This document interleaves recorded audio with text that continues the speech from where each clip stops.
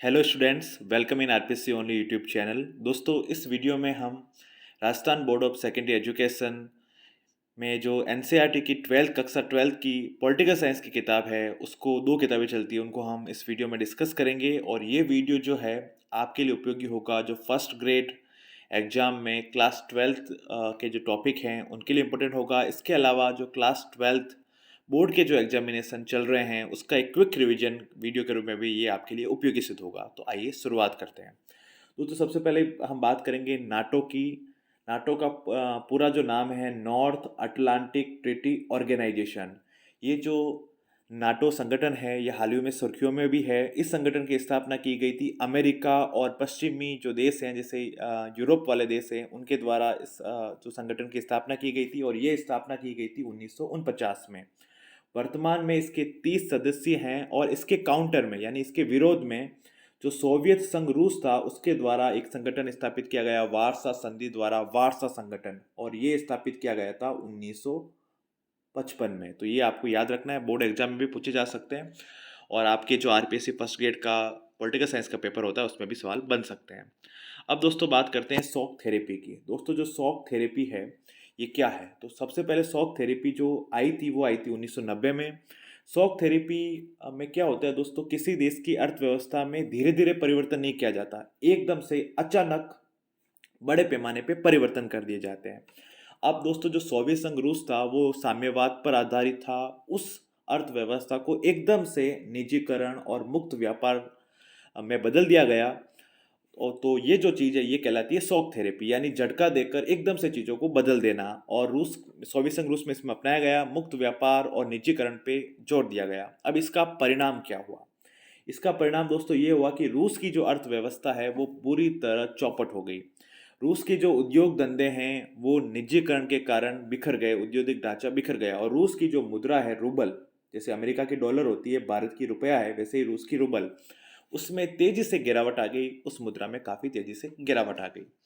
अब दोस्तों परमाणु परीक्षण की बात करें तो भारत ने अब तक 2 परमाणु परीक्षण किए। 1974 में इंदिरा गांधी के काल में भारत का पहला परमाणु परीक्षण किया गया, और 1998 में जब अटल बिहारी वाजपेयी प्रधानमंत्री थे तो पोखरण में भारत का दूसरा परीक्षण किया गया।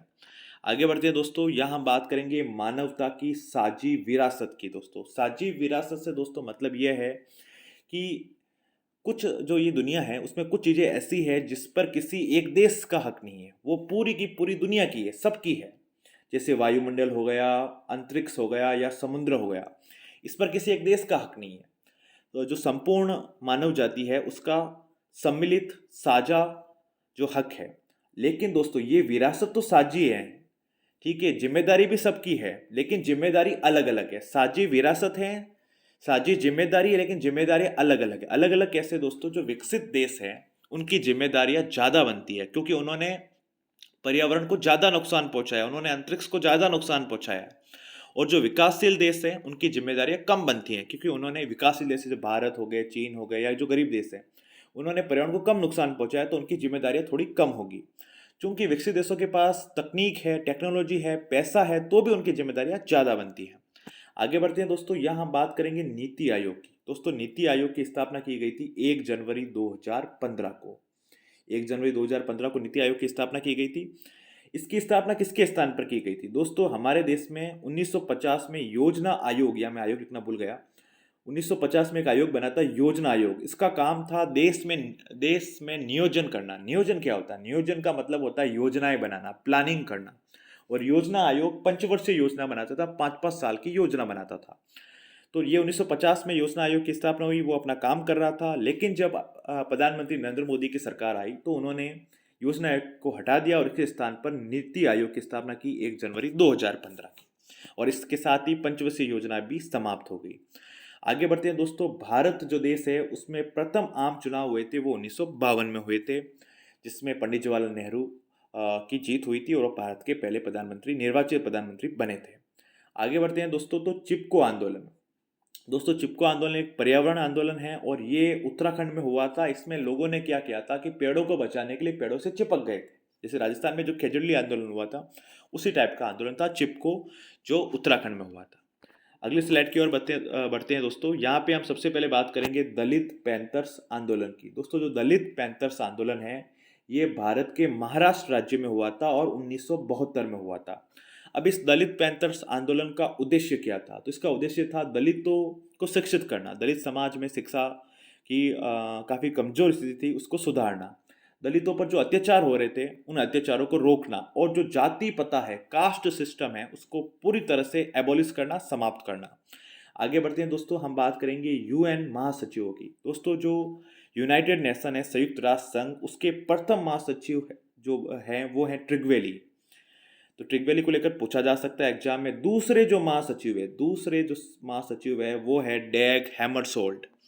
और सबसे इंपॉर्टेंट जो सवाल बन सकता है वो ये बन सकता है कि यूनाइटेड नेशन के वर्तमान महासचिव कौन है? तो यूनाइटेड नेशन के वर्तमान महासचिव है एंटोनियो गुटरेस, जो कि पुर्तगाल के हैं और पुर्तगाल के प्रधानमंत्री भी रह चुके हैं। तो एंटोनियो गुटरेस वर्तमान में हैं, प्रथम महासचिव ट्रिगवेली हैं और दूसरे महासचिव डैग हैमरशोल्ड हैं।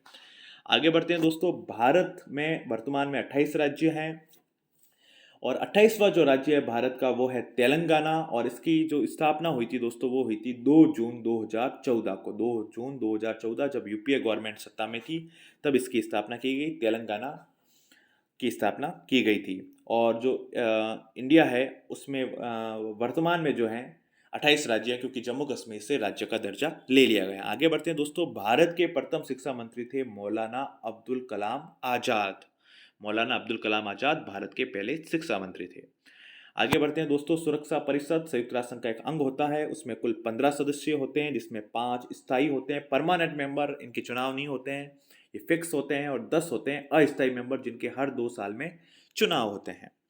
तो जो 5 स्थायी सदस्य हैं वो कौन कौन से हैं? 5 स्थायी सदस्य हैं यूएसए यानी अमेरिका, दूसरा है रूस, तीसरा है चीन, चौथा है फ्रांस और पांचवा है इंग्लैंड। आगे बढ़ते हैं दोस्तों, विश्व युद्धों की बात करें तो अब तक 2 विश्व युद्ध हो चुके हैं। प्रथम विश्व युद्ध लड़ा गया था 1914 से लेकर 1918 तक, और दूसरा विश्व युद्ध लड़ा गया था 1939 से लेकर 1945 तक। आगे बढ़ते हैं दोस्तों, यहाँ हम बात करेंगे मंडल आयोग की। मंडल आयोग जिसके कारण ओबीसी, अदर बैकवर्ड कास्ट, अन्य पिछड़ा वर्ग को आरक्षण मिला।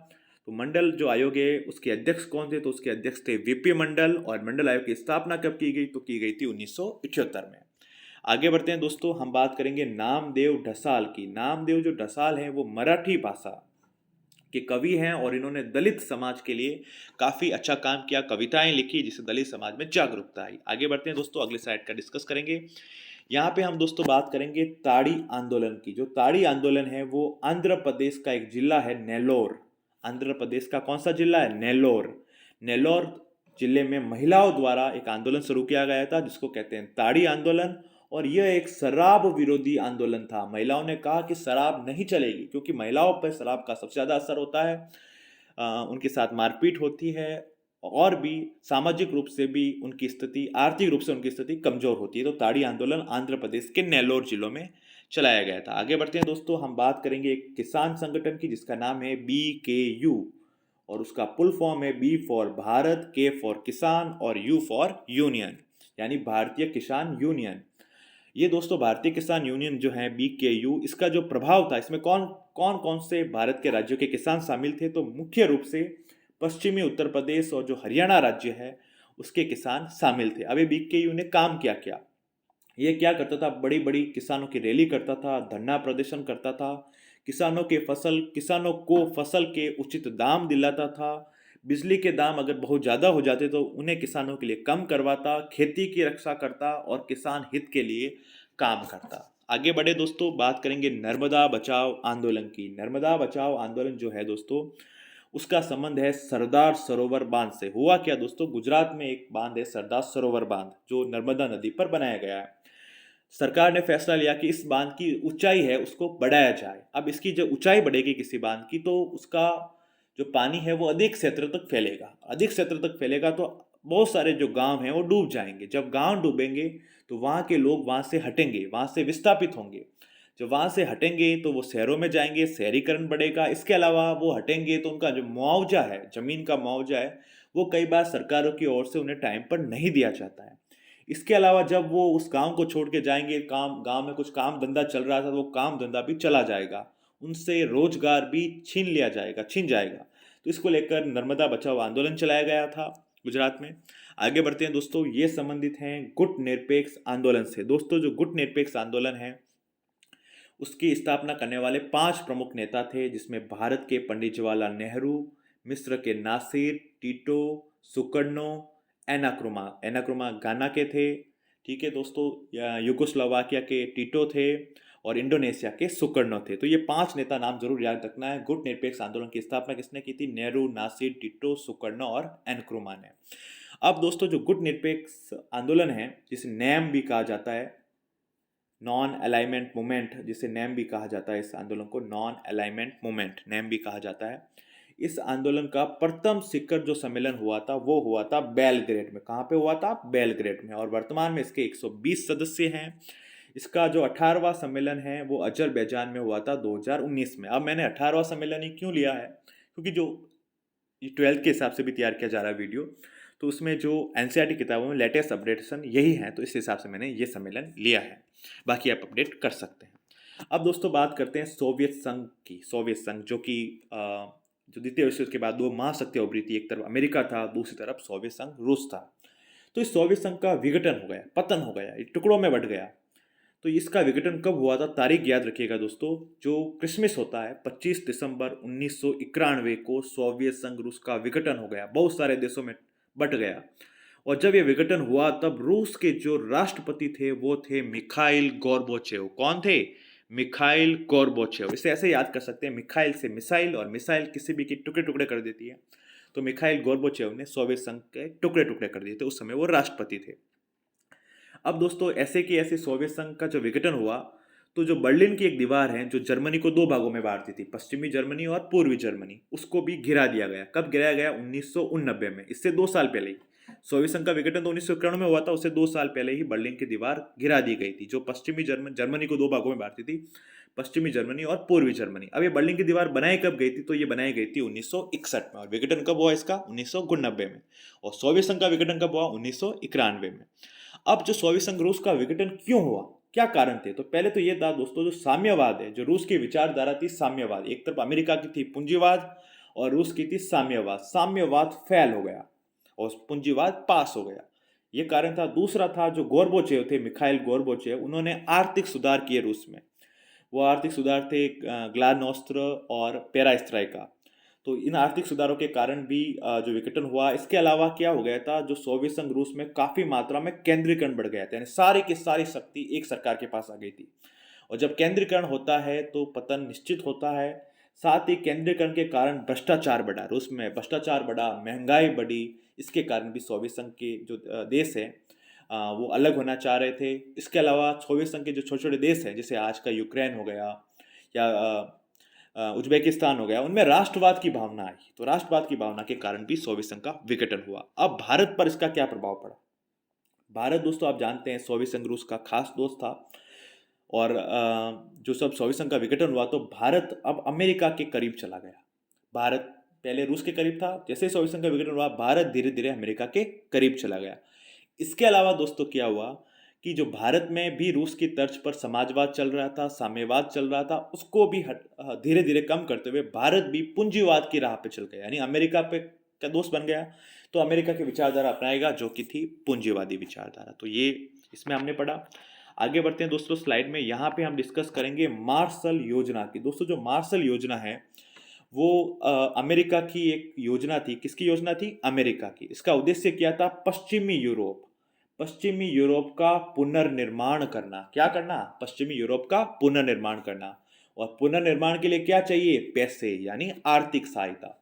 तो अमेरिका की ऐसी योजना जिसमें पश्चिमी यूरोप के पुनर्निर्माण के लिए आर्थिक सहायता प्रदान की गई, वो कहलाती है मार्शल योजना। इसमें एक सिद्धांत है ट्रूमैन सिद्धांत। ट्रूमैन सिद्धांत क्या था दोस्तों? ट्रूमैन अमेरिका के एक राष्ट्रपति का नाम है, ट्रूमैन। उन्होंने क्या किया, जो रूस का सोवियत संघ रूस का साम्यवाद था उसको रोकने के लिए एक सिद्धांत दिया, और उस सिद्धांत को ही कहा जाता है ट्रूमैन सिद्धांत। आगे बढ़ते हैं दोस्तों, बहुत ही इंपॉर्टेंट टॉपिक पे हम बात करने वाले हैं, ये है क्यूबा मिसाइल संकट। तो दोस्तों क्यूबा मिसाइल संकट है क्या? क्यूबा मिसाइल संकट हुआ था 1962 में। 1962 में क्या हुआ दोस्तों? सोवियत संघ रूस जो है उसके एक राष्ट्रपति थे निकिता क्रुश्चेव। क्यूबा मिसाइल संकट में कौन है? निकिता क्रुश्चेव। और सोवियत संघ विघटन में कौन है? Mikhail Gorbachev. नाम जरूर याद रखना।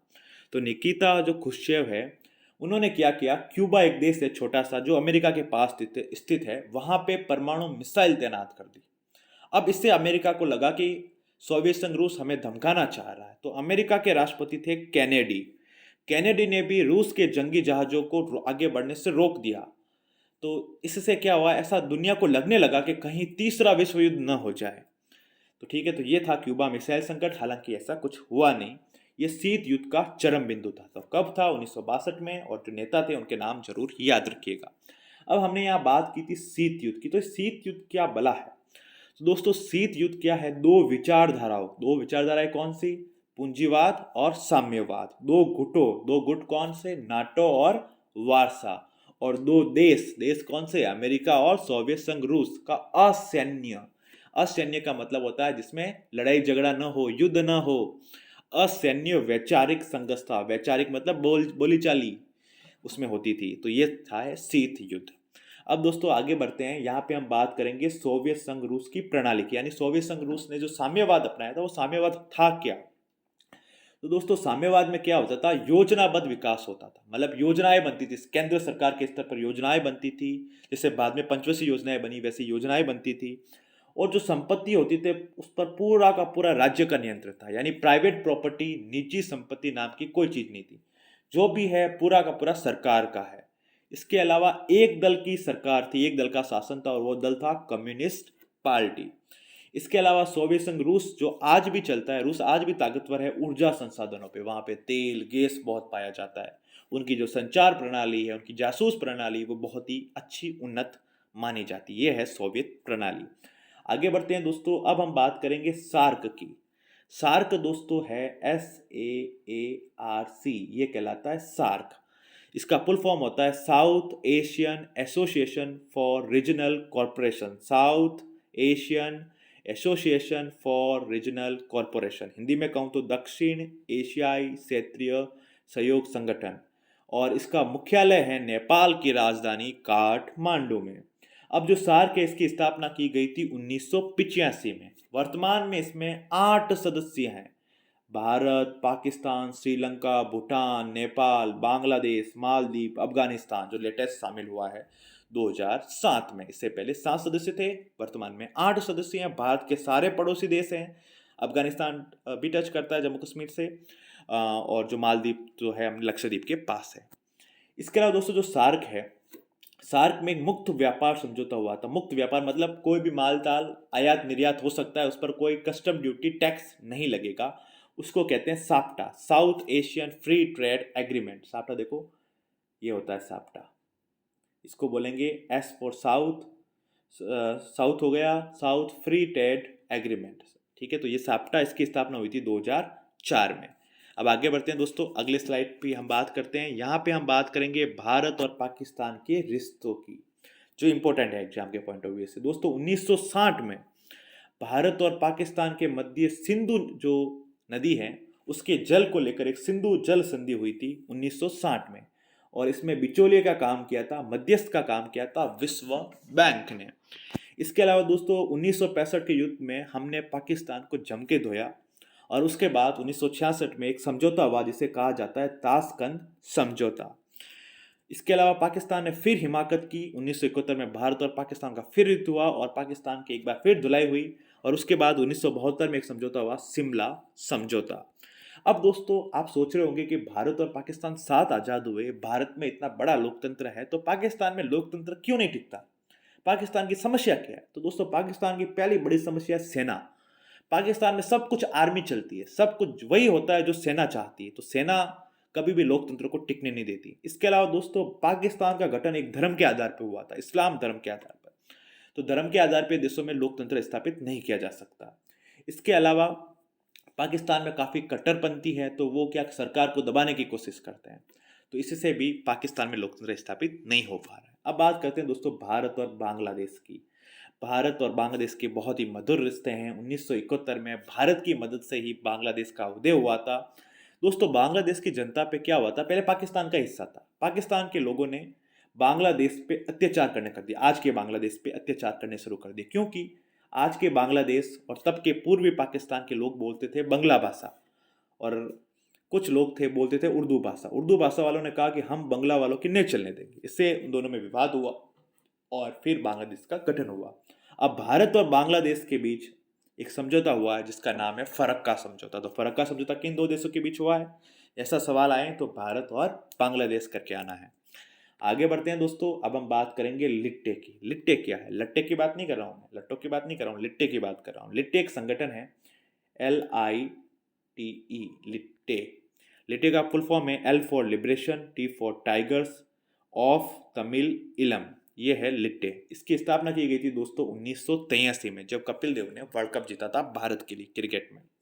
ये लिट्टे संगठन। अब श्रीलंका में समस्या क्या है दोस्तों? श्रीलंका में दो जातियां हैं, एक है तमिल और एक है सिंहली। सिंहली वह ज़्यादा संख्या में है, बहुसंख्यक है, तो वो तमिलों पे अत्याचार करते हैं। तो उन अत्याचारों का बदला लेने के लिए इस आतंकवादी संगठन का जन्म हुआ था, लिबरेशन टाइगर्स ऑफ तमिल 1983 में। अब इससे भारत भी तकलीफ में आ गया। तो भारत के प्रधानमंत्री थे राजीव गांधी। उन्होंने 1987 में एक समझौता किया श्रीलंका के जो उनके समकालीन राष्ट्राध्यक्ष है जयवर्धने के साथ, और वहाँ पे शांति सेना भेजी। तो बाद में शांति सेना कब भेजी? 1987 में। और लिट्टे का पूरा नाम याद रखिएगा। आगे बढ़ते हैं दोस्तों, हम बात करेंगे यूएनओ की। यूएनओ का पूरा नाम है यूनाइटेड नेशन ऑर्गेनाइजेशन, यानी संयुक्त राष्ट्र संघ, जिसकी स्थापना हुई थी 24 अक्टूबर 1945 में, जिसके वर्तमान में सदस्य हैं 193। कितने सदस्य हैं? 193 सदस्य। और भारत, इसकी स्थापना हुई थी 24 अक्टूबर और 6 दिन बाद 30 अक्टूबर 1945 को भारत इसका सदस्य बना था। अब जो यूएनओ है इसका मुख्यालय है न्यूयॉर्क में। इसका जो प्रतीक चिन्ह है, इसका जो चिन्ह आप देखेंगे कभी गूगल पे, तो वहाँ जैतून की पत्तियां बनी हुई है। इसके 6 अंग हैं। कितने अंग हैं? 6 अंग। 6 अंगों के नाम जरूर याद होने चाहिए।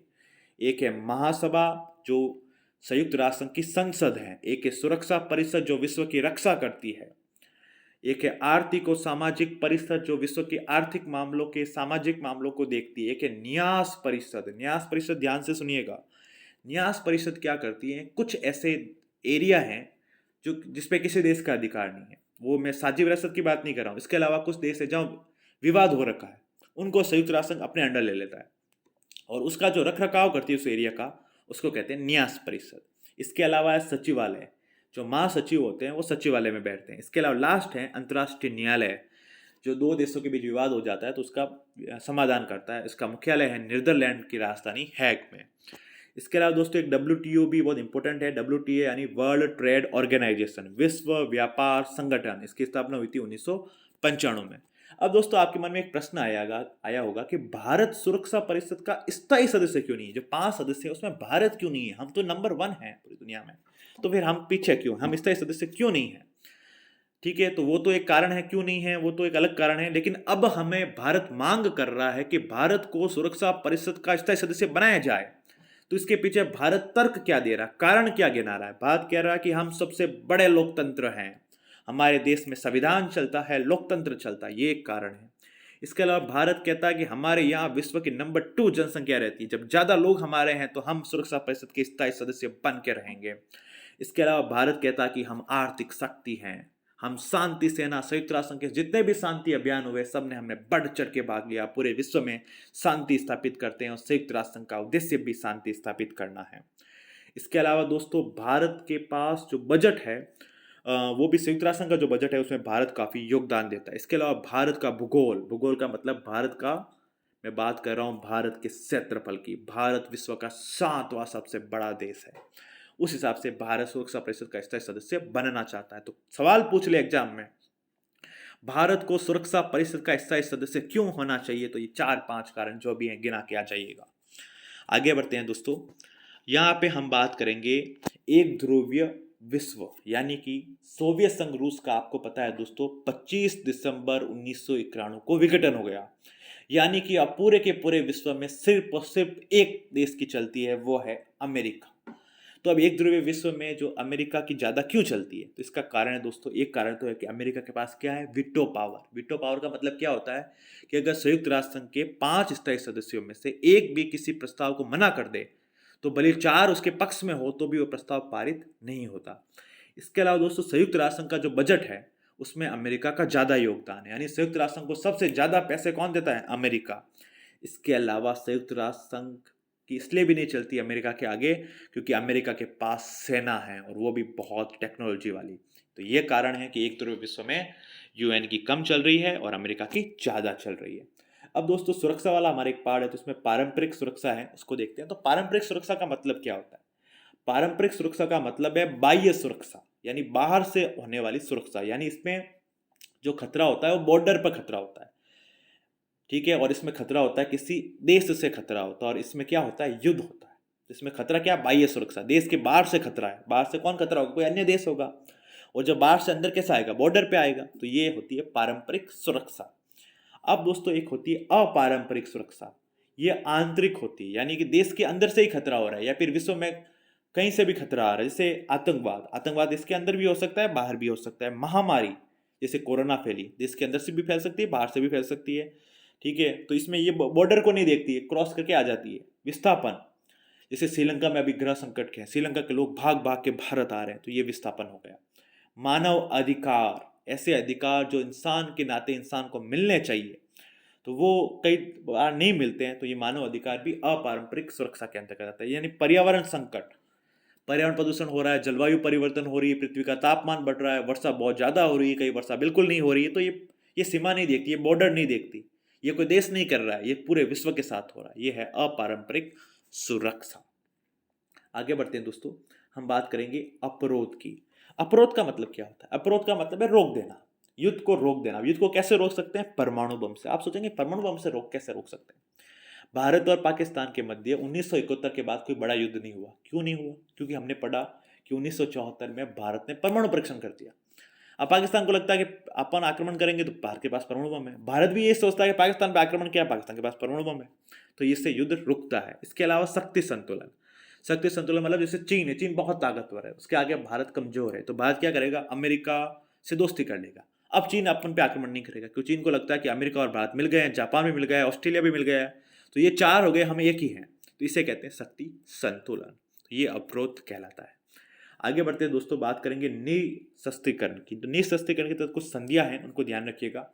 1968 में हुई। निशस्त्रीकरण का मतलब होता है विश्व में जो जानलेवा हथियार है, बहुत बड़े पैमाने पे जानलेवा हथियार, जैसे परमाणु बम हो गए, ठीक है, तो या फिर जो जैविक हथियार हो गए, उनको रोका जाए। जैविक हथियार मतलब कोरोना, कोरोना नहीं कह सकते, कोई जो जिसमें किसी जीव का उपयोग करके, किसी वायरस का उपयोग करके बीमारी फैलाई जाती है, तो इसको लेकर संधियां हो रखी है। 1968 में एक संधि हुई एनपीटी, जिसका पूरा नाम है परमाणु अप्रसार संधि। इसका मतलब है कि विश्व के देशों के पास जितने भी परमाणु बम है उनको खत्म कर दो।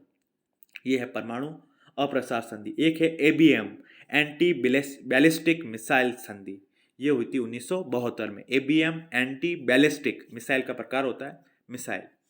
इसके अलावा दोस्तों एक संधि है जैविक हथियार संधि, यानी किसी जीव, किसी वायरस का, किसी बैक्टीरिया का उपयोग करके हथियार बनाना, तो उसको, इसकी रोकथाम के लिए 1972 में संधि हुई, जैविक हथियार संधि। इसको लेकर आपको किस सन में कौन सी संधि हुई वो जरूर याद कर लेना, एग्जाम में जरूर पूछा जा सकता है।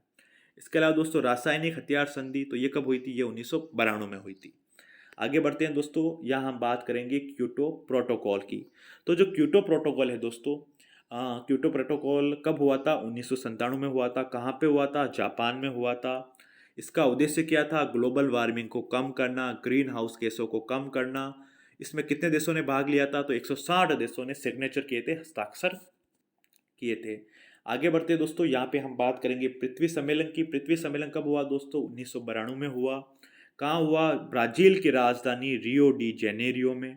इसका उद्देश्य क्या था? जलवायु परिवर्तन को रोकना, यानी मौसम बार बार बदल रहा है, बहुत ज़्यादा गर्मी पड़ रही है, उसको रोकना। जैव विविधता की रक्षा करना, यानी अलग अलग जीव जो पाए जाते हैं सबकी रक्षा करना। और एजेंडा 21 को बढ़ावा देना। एजेंडा 21 किस में लाया गया था? पृथ्वी सम्मेलन में लाया गया था, इसकी बात कही गई थी। आगे बढ़ते हैं दोस्तों, यहाँ पे हम बात करेंगे दोस्तों उत्तरी और दक्षिणी गोलार्ध की। दोस्तों जो पर्यावरण है उसको लेकर उत्तरी और दक्षिणी गोलार्ध, जो आप ग्लोब देखेंगे, ग्लोब के उत्तर में जो देश है, जहाँ विकसित देश है, अमेरिका है, रूस है, इंग्लैंड है, फ्रांस है, जर्मनी है, जापान है, तो उत्तरी और दक्षिणी जो देश है, उत्तर में विकसित देश है, तो इनमें इनका क्या क्या मानना है? उत्तर के विकसित देश चाहते हैं कि पर्यावरण सबकी बराबर जिम्मेदारी है, जबकि दक्षिण में जो भारत आता है, ब्राजील आता है, अर्जेंटीना आता है, जो ये गरीब गरीब देश आते हैं, विकासशील देश आते हैं, ये कहते हैं कि सबकी बराबर जिम्मेदारी नहीं हो सकती साहब, क्योंकि आपने ज़्यादा गलती की है विकसित देश, तो आपकी ज़्यादा जिम्मेदारी है,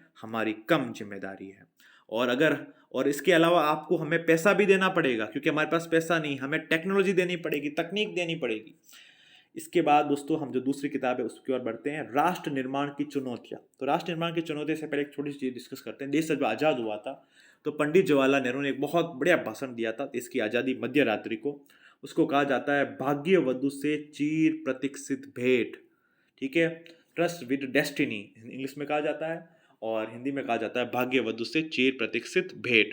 तो अब जब देश आज़ाद हुआ तो देश के सामने कौन कौन सी चुनौतियां थी? एक देश में चुनौती थी देश के सामने विविधता में एकता। भारत में अलग अलग भाषा थी, अलग अलग धर्म थे, अलग अलग जाति थी, इसके सब बावजूद क्या भारत एक देश बन पाएगा? क्या भारत एक रह पाएगा? ये चुनौती थी। दूसरा, भारत में नया नया लोकतंत्र आया था।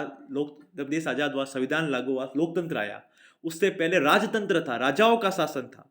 तो क्या लोकतंत्र कायम रह पाएगा? तीसरी चुनौती, सभी वर्गों का विकास करना। सभी वर्ग मतलब महिलाएं, बुजुर्ग, अल्पसंख्यक, बहुसंख्यक, हिंदू, मुसलमान, सिख, ईसाई, सभी जाति के सभी लोगों का विकास करना। और चौथी और दर्दनाक चुनौती थी विभाजन। भारत का आज़ादी के होते ही विभाजन हो गया। द्विराष्ट्र सिद्धांत, यानी कि भारत का दो राष्ट्रों में, दो धर्मों के आधार पर दो राष्ट्र बना देना। मोहम्मद अली जिन्ना ने कहा कि हम जो इस्लाम को मानते हैं, मुसलमान हैं, उनके लिए अलग देश बनाया जाए, उनके लिए पाकिस्तान बनाया जाए। तो विभाजन हुआ। काफ़ी लोग भारत से पाकिस्तान गए, काफ़ी पाकिस्तान से भारत आए, लाखों लोगों को मारा गया, उनकी ज़मीन जायदाद सब छीन लिया गया। ये सब हुआ विभाजन। विभाजन त्रासदी दिवस मनाया जाता है 14 अगस्त को, ये ध्यान रखिएगा दोस्तों। उसके अलावा भाषावाद, भारत में अलग अलग लैंग्वेज बोली जाती थी। कई जैसे पोटी श्री रामुलु, उन्होंने कह दिया कि जो तेलुगु भाषा बोलते हैं उनके लिए अलग राज्य बनाया जाए, आंध्र भाषा मतलब आंध्र प्रदेश बनाया जाए, तमिल बोलते हैं उनके लिए तमिलनाडु बनाया जाए। तो भाषा की समस्या थी। संप्रदायवाद, जब विभाजन हुआ तो हिंदू मुसलमानों में झगड़े हुए, दंगे हुए, तो संप्रदाय के नाम पे जो चीज़ हुई वो भी बड़ी चुनौती थी। आगे बढ़ते हैं दोस्तों, देसी रियासतें। भारत में कुल 565 देसी रियासतें थी, और सरदार पटेल की कर्मठता से जम्मू कश्मीर, हैदराबाद, जूनागढ़ जैसी कठिन जो रियासतें थी वो भी भारत में शामिल हो गई। हैदराबाद में हिंदू आबादी ज़्यादा थी, जूनागढ़ में हिंदू आबादी ज़्यादा थी, लेकिन इनके शासक मुसलमान थे। और जम्मू कश्मीर में उल्टा था, जम्मू कश्मीर में आबादी मुस्लिम ज़्यादा थी लेकिन शासक हिंदू था। इनका भी विलय भारत में कर दिया गया। मणिपुर के एक शासक थे बोध चंद्र, वहाँ पर भी थोड़ी समस्या आई थी। तो ध्यान रखिएगा, बोध चंद्र कहाँ के शासक थे? मणिपुर के शासक थे। आगे बढ़ते हैं दोस्तों, बात करेंगे हम राज्य पुनर्गठन आयोग की। तो ये जो राज्य पुनर्गठन आयोग है ये बना था 1953 में। इसके अध्यक्ष थे फजल अली, इसलिए इसे फजल अली आयोग भी कहा जाता है। 1956 में रिपोर्ट दी और इसने कहा कि भाषा के आधार पर, लैंग्वेज के आधार पर राज्य बनाया जाए, लेकिन 3 चीज़ों का ध्यान रखा जाए। प्रशासन का ध्यान रखा जाए कि प्रशासन ढंग से चले, अर्थव्यवस्था यानी पैसों का ध्यान रखा जाए कि राज्य के पास पैसे हो, ऐसा नहीं है कि एक भाषा बोलने वाले लोग तो हैं लेकिन कमाने वाला कोई नहीं है, और देश की एकता अखंडता पर कोई खतरा नहीं आए, देश सबसे पहले है। तो ये जो राज्य पुनर्गठन आयोग की कुछ सिफारिशें थी और उन्होंने ध्यान रखा था। इसके आधार पर बाद में 14 राज्य और 6 केंद्र शासित प्रदेश उस समय बनाए गए थे। आगे बढ़ते हैं दोस्तों, अब हम बात करेंगे एकल पार्टी प्रभुत्व की। दोस्तों जब देश आज़ाद हुआ तो देश के जो आज़ादी के शुरुआती वर्ष थे, जैसे पंडित जवाहरलाल नेहरू हो गया, उसके बाद लाल बहादुर शास्त्री बने, उसके बाद इंदिरा गांधी बनी, ठीक है। तो ये जो काल था, उस काल में एक पार्टी का प्रभुत्व रहा और वो पार्टी थी कांग्रेस। यानी सिर्फ और सिर्फ एक पार्टी की सरकारें बन रही थी, चाहे केंद्र में देखो तो कांग्रेस सरकार, राज्यों में देखो तो कांग्रेस सरकार। तो इसके पीछे कारण क्या थे?